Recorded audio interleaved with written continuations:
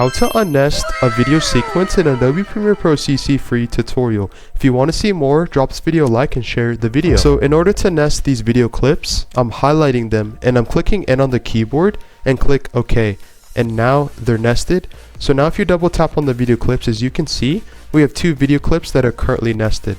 And to unnest it, you can right click and you can either click unlink and it unclicks the video and audio clips, or you can go under to project bin on where you're currently nested this.